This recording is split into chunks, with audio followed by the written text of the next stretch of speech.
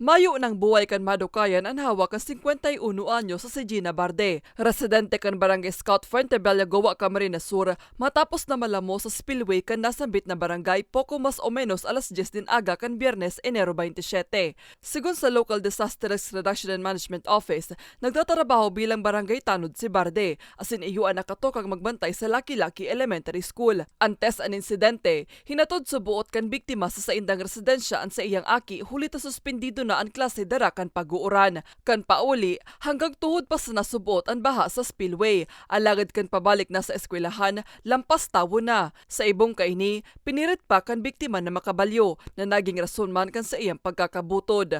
Pasado alas 2 na nin hapon kan ma-recover ang hawak ni Barde. Siguro sa iyang esposo, nakaulang sa Sigma. Itong sinis ginabarde, trainer ni matibay maglangoy.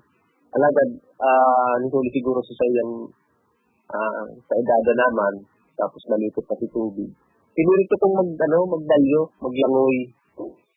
So nagdumangali siya sa siguro halang tao, tangaling siguro, pigkar ko lagi na kung makakadalyo siya, ma-extract ko siya di ba sa mabalyo. May nakahiling pa man subuot kay Barde na nakakapot sa sanganin kahoy. Para mientras na daang naghali ngani maghaga din asistensya. Alagad, day na naabutan pa si Barde.